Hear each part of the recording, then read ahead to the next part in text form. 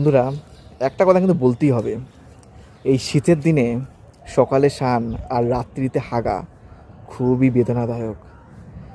ধরো তোমার রাত্রে পায়খানা পেয়ে গেছে, অত রাত্রে তখন টেম্পারেচার আন্ডার 15 বা কখনো কখনো কোনো কোনো জায়গায় আন্ডার 10ও হয়ে যাচ্ছে। তখন তুমি পায়খানা তো করে নিলে, কিন্তু যখন জল দিয়ে ওয়াশ করবে তখন কী অবস্থা বলো তো।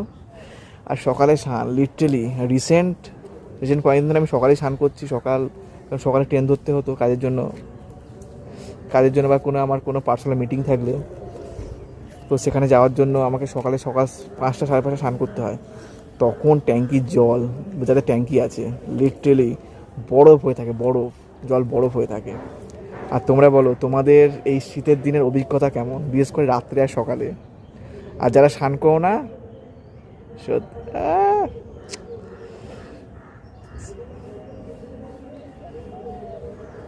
আর যারা ভয়ে গরম জলে স্নান করো তাদের জন্য আহ, আহ, আহ, আহ।